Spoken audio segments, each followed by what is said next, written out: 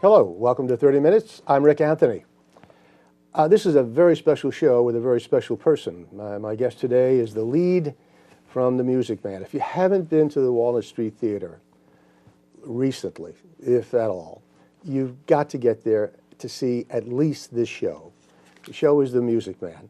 If you've seen it before, it's as good as or better than anything you've seen before, even in New York on a bigger stage. The Walnut has done a marvelous job. And part of the marvel, part of the wondrous experience of watching and listening and enjoying this show is the lead man who is with us today, Jeffrey Coon. Thank you very much for being here. Thank you for having me, Rick. My wife and I saw the show opening night. We were fortunate enough to have tickets opening night throughout the year.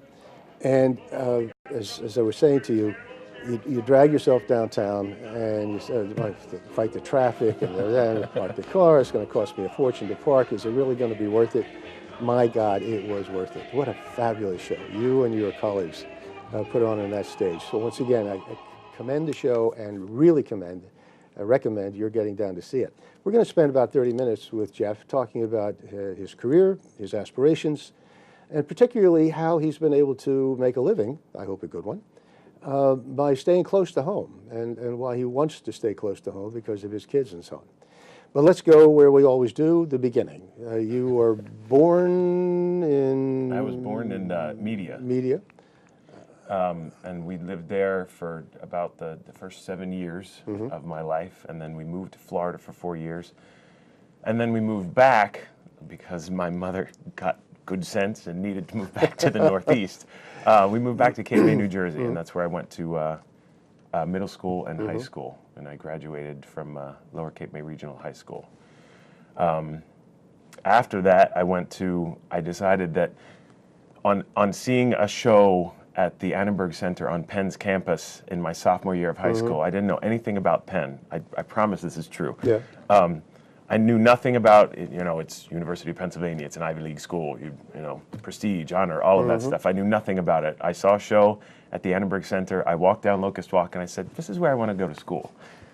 So I went to Penn. I was going to be I thought I was going to be a pediatrician.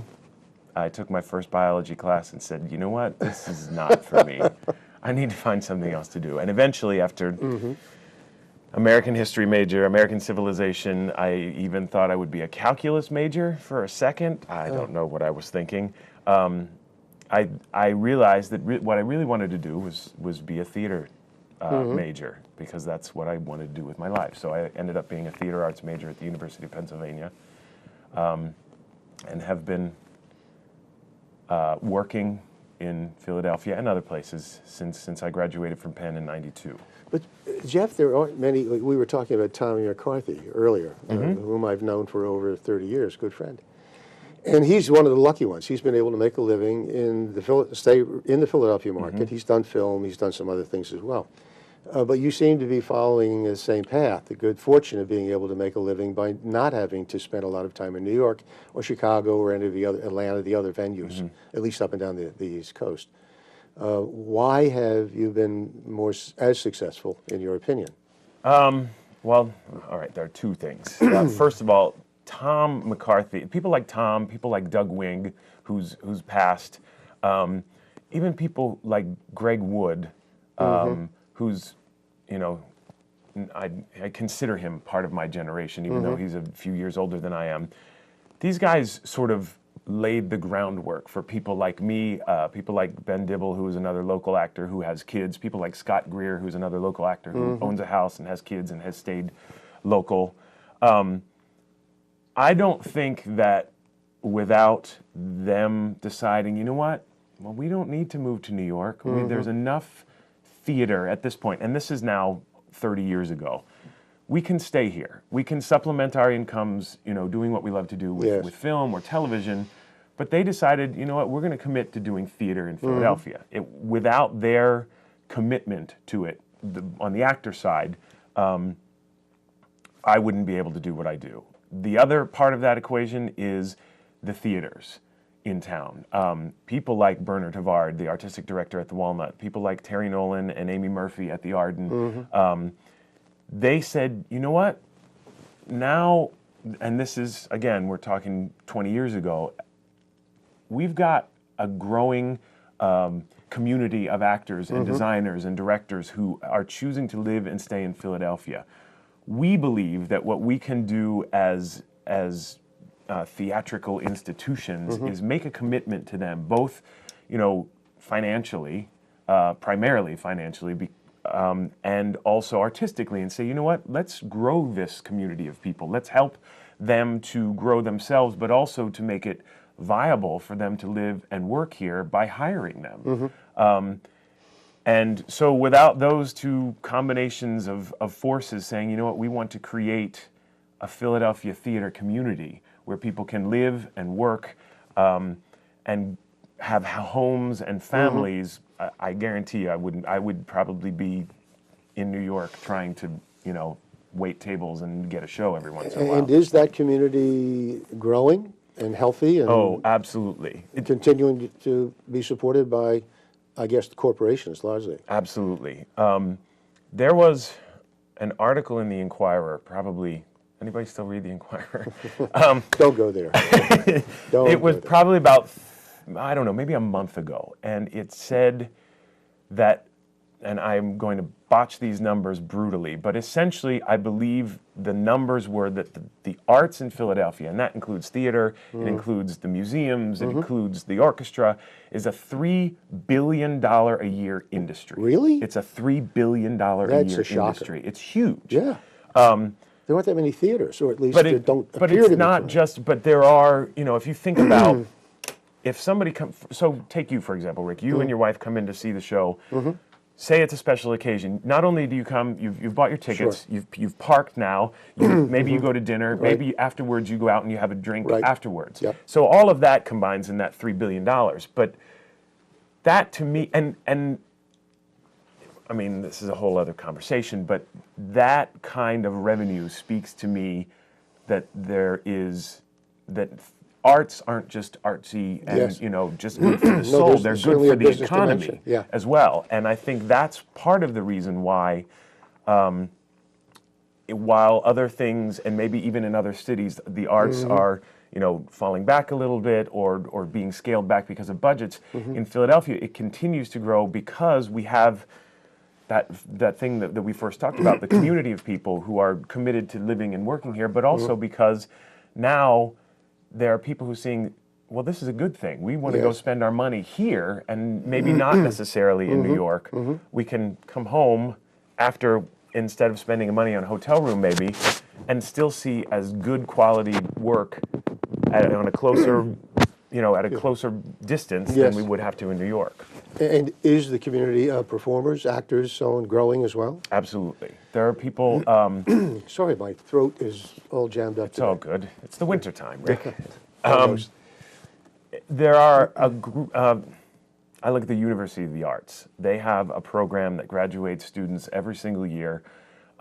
Many of them choose to stay here in Philadelphia.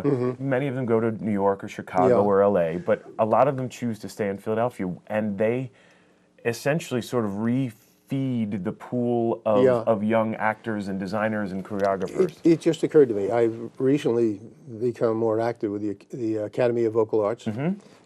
Do vocalists have a tougher time making a living by staying in this market? It's a good question. I'm not... As opposed to someone like you, multi-talented, you performing, you dance, you sing, and so on. I'm not sure the answer to that question. Honestly, I would think it depends on what kind of vocalist they are. I guess as well. Their aspirations are different. They dream about the big venues, the Met, Carnegie Hall, and so on. And they have to do that to advance their careers. It's not necessarily true in your case or others like you. I mean, I think the fundamental question for me always was, what was most important to me? What did I want to do? When I decided that I was going to be an actor professionally, the question that I asked myself more than any other was, what is it that you hope to accomplish by doing this? And it was never, the answer was never about fame or notoriety. It was, I want to work on shows that I like, with people who I respect and appreciate, and on maybe every once in a while a new piece, but mostly I just want to work. I want to do I went to practice the art of being a working actor. Music Man has special to you. Yes. It was, you first saw it where? I first saw it at the Walnut Street At the Walnut Theater. Street Theater. It was How many years ago? 1984, so that it's about 28 years, You were in almost high exactly school? 28 You were in high years. school? I was a freshman in high school, and we found out that they were going to do The Music Man at my high school in the spring, and so my mom said, hey, well, why don't we go see this? Because I had only ever seen, and I think at that point, I don't think I'd ever seen the full movie. So I said, sure, why not? Because at this point, I didn't sing. I had done a couple of shows in junior high school, but neither of them involved singing. So I thought, well, why not? Yeah. And I have, since seeing it at the Walnut in '84, have since been in love with this show. Do you remember who played your role? I don't. And my friend Fran, who plays Marcellus in our production, Yes. he found a program from that production, and he told me the man's name. It's Joel, I think. Ooh, I'm sorry, Joel. It's Joel, but I don't remember because I'm not good at keeping keepsakes. I Yes. keep my kids' stuff from school, but my own that was my mother's job, and she fell down on the job. I've seen you on well, here's the question. At the end of Music Man, the last scene after the finale, and other performances, and that you and others play. What's it like standing at that stage, and the audience is applauding, the audience stands, the audience is screaming and hollering with approval? What's it feel like standing up there on the receiving end of all of that? You actually got to see the show on the night on opening night, and Yes. And the people went wild. I was, all right, back up a little bit. I went to lunch with Bernard a couple of years ago, and I asked him. This was after he had done Oliver. For the We're talking second about time. Bernard Havard, Yeah. who was the He's the CEO, artistic- president, and artistic artistic director director. of the Walnut Street Theater. I and went- has been for, he just celebrated his 30th year. 30th anniversary, yeah. I went to lunch with him, and after they had done Oliver, which was the first show that they had done a second time during his tenure, and I thought, all right, well, if strike while the iron is hot. So I went to lunch with him, and I asked him if he would consider doing Music Man, because, and I said I could make a case for you why, Yes. this would be a great thing, and so on and so forth. And we had a really nice lunch, and he essentially said, thanks, but no thanks at that point. So I was sitting on the beach at my mom's in Cape May in August of 2011, and I got a call from Mark Sylvester, who is the managing director at the Walnut Street Theater, and he said, hi, I'm calling to offer you the part of Harold Hill in The Music Man. So, this is a long way of saying that I have known about this show for now since August of 2011. I have been looking forward to it since then, if not that lunch with Bernard, which was back in probably 2009, if not since 1984 Yes. when I first saw it here. So I've been looking forward to it for a long time. So by the time we got to opening night and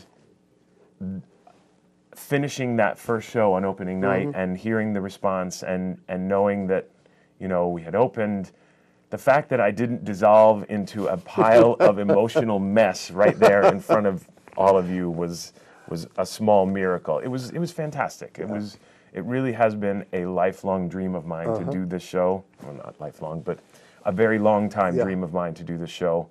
And to have the opportunity to do it with this group of people on this stage where I first saw it, it's a little bit of magic. You're a young man, and your career is still ahead of you. But I don't see how you can top this. I mean, that show has so much energy, it moved so quickly. The music was marvelous. The dancing was marvelous. I'm not a critic, but I think I read the Philadelphia review on it, which was very complimentary. I walked away saying, how can they possibly top that? But I've said that about other shows. Exactly. Les Miserables, in which you played as well. The production was marvelous. What they do on that relatively small stage is absolutely phenomenal. And they keep doing it show after show after show. And you've been kind of a mainstay at the Walnut, although you have played the Arden and some of the other venues around town. What is your aspiration?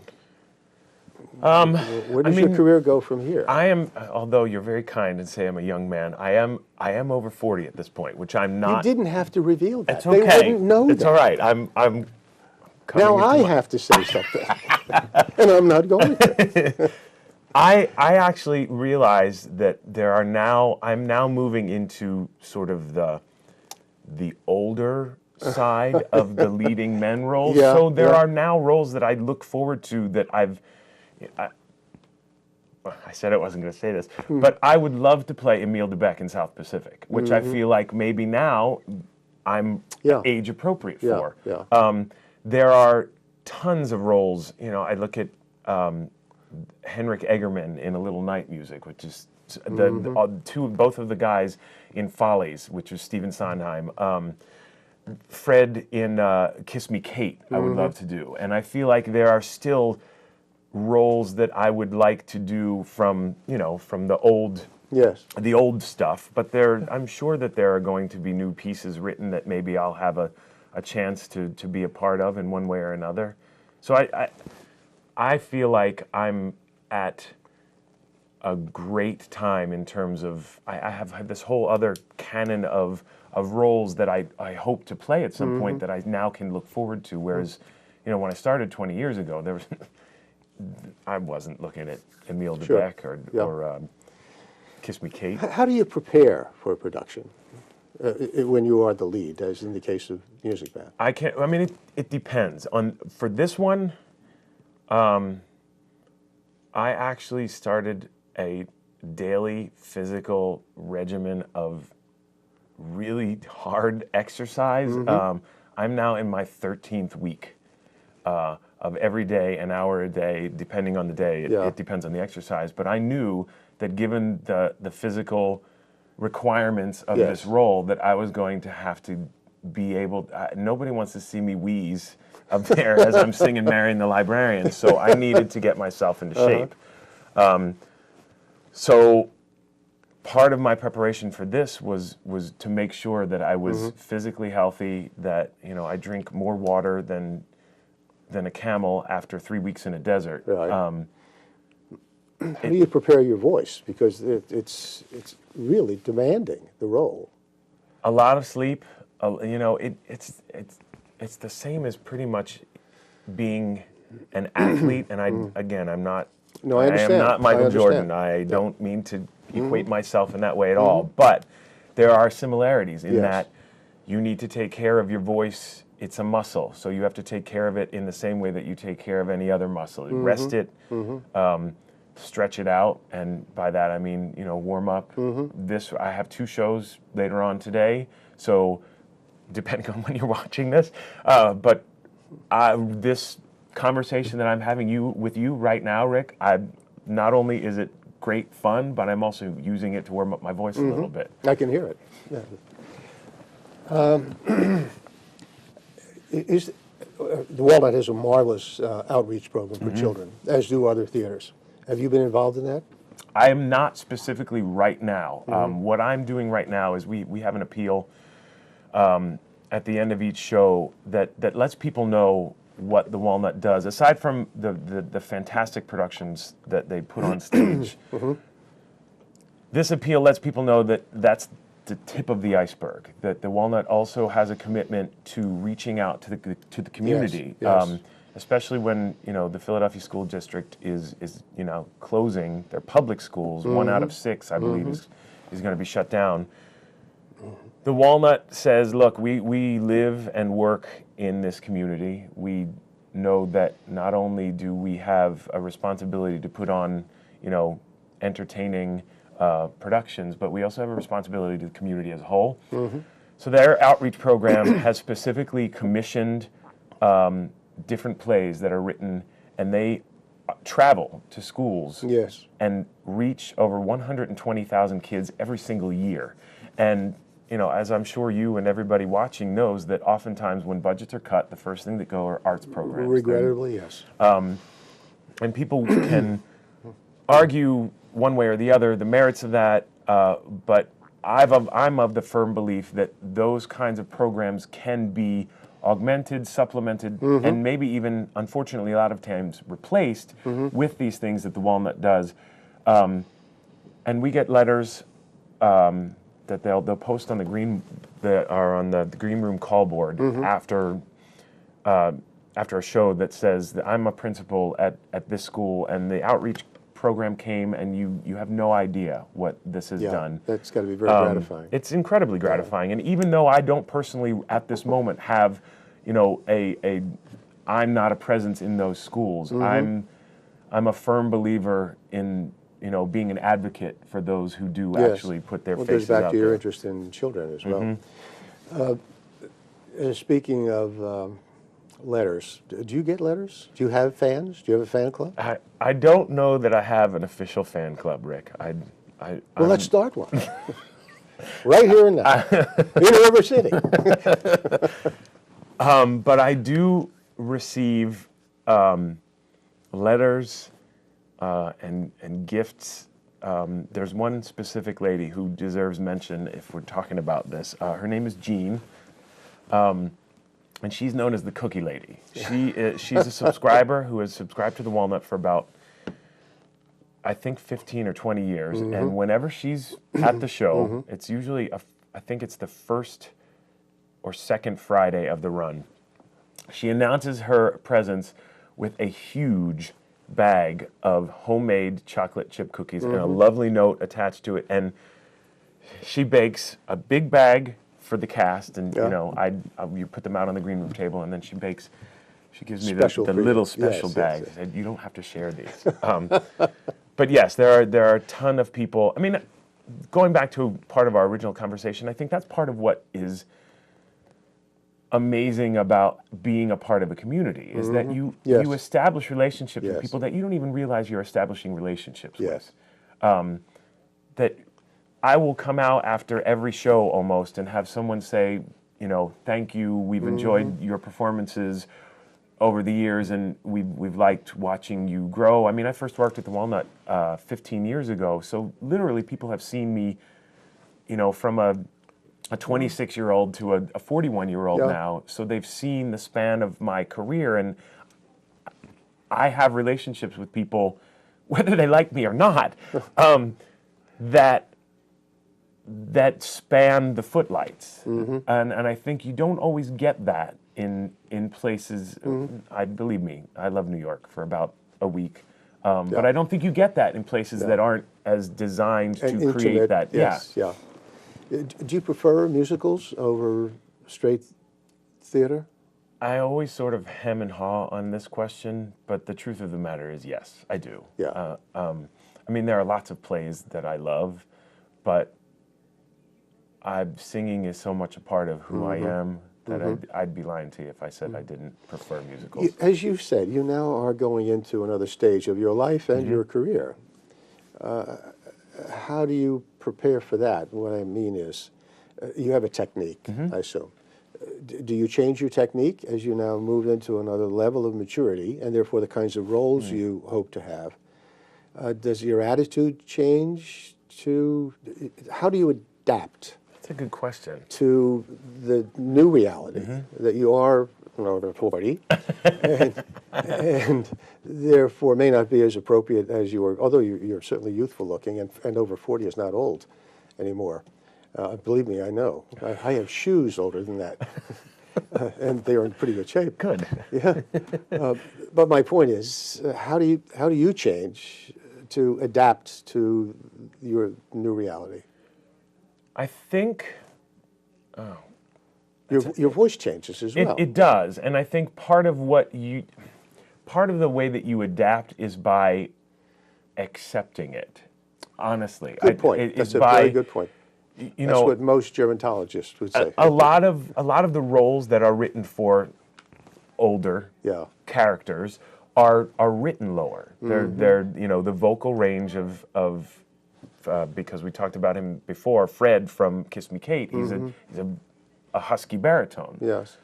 Whereas, you know, when you're playing 20-somethings, they're oftentimes written as tenors or even Yes. high tenors. So to continue to try and sing the stuff that I sang 15 years ago is only fighting, Yes. you know, nature. Yes. So the way that I think that I'm trying to adapt is by saying, look, you can, you know, I still have some high stuff, but Go a mostly little softer on the high notes. yeah, Yes. exactly. Yeah. I mean, you modify in much the same way that I feel like, you know, okay, I'm a Phillies fan. I don't know whether Roy Halladay just got old last season or if he just said, you know what, I feel like this season he's going to come back and he will have figured out a way. He can't throw the fastball the way that he used to, Yeah. but he's smart enough and he's got enough technique to say, you know what, I don't need to throw the fastball anymore. I've still got 4 other pitches. Let me work on my slider, or let me figure out a way to disguise my curve better. It's the same kind of thinking. If you have the technique, if you have the knowledge about yourself physically and sort of actory, if you know those things about yourself, Yes. you have the tools to be able to adapt. And that certainly has to explain the career of someone like Sinatra or Exactly. even Bennett today. Sure. Appealing to a younger audience. It's style, and more than compensates for whatever they may have lost in the voice. Certainly the case in Sinatra. Absolutely. Although Bennett today sounds almost as good as Yeah. when he was a young man. It's phenomenal. Yeah. A true gift. After Music Man, what comes next? I'll be doing, the next thing is Lend Me a Tenor out at Act 2 Playhouse in Ambler with Tony Braithwaite and Mike Doherty and Eileen Sella. Those are the 3 that I know that are in it at this point. How long will that run? That runs until the beginning of June. I forget the exact dates. Okay. If people are interested in getting tickets for the Music Man, I know we've had the caption up there. Just call. You can call the box office at 215-574-3550. That will get you the box office. Or you can go to the website, which is Walnut Street Theater with an R-E, spell it all Yes. out, .org. Okay. And tickets, the cost of tickets is from where to It where? spans, you can get tickets anywhere from $10 to $95, depending on where you sit and what day of the week you go. I've often wondered about this as well. As you come to the end of a run, and this one will run how many weeks? We run, still have 3 more weeks, so 3 we more run weeks. until the 6th of January. Okay. When you come to the end, does the production lose any of the energy? You know what I mean? Does it get harder and harder as you get to the end? It's a very good question, As you Rick. wind down? It depends on the production, honestly. For the most part, the answer is no. With this one, it's a definitive absolutely not. The cast of people in this show, and this is something that this is one of the reasons that I love this cast so much. A lot of times people get to opening night and they'll say, okay, we're done. We've opened, now we're just going to run the show. Every single person to a man in this show is still looking for that one little tweak. And it's not in a, sort of, hey, I want to tweak this to make you laugh, although there is some of that going on. But it's in that, this still feels like I could make this better. Yeah. This still feels like I can try and fix this just a little bit. And being a part of that kind of energy every night is amazing. It's because you feel like everybody is still trying to make the show just that much a little better from night to night. That's marvelous. Although the little boy stole the show. Vincent, Yeah, yes. he was terrific. He's fantastic. Both kids. We got another one that does weekends, Jarrett. They're both great kids. It must be tough working with kids and animals. Kids and animals. W.C. Fields was right. He was right. Well, listen, this has been wonderful. I appreciate you being here. And again, if you haven't seen it, especially during the holidays, get down to the Walnut Street Theater, get your ticket to the Music Man, and be prepared to spend 2 hours, I guess. Yeah, it's about 2.5. Absolute joy. The music is wonderful. The orchestra is wonderful. The acting is wonderful. And you are wonderful. Thank you, sir. very, very much for being here. Thank you for having me. Until next time, this is 30 Minutes. I am Rick Anthony. Take very good care of yourselves.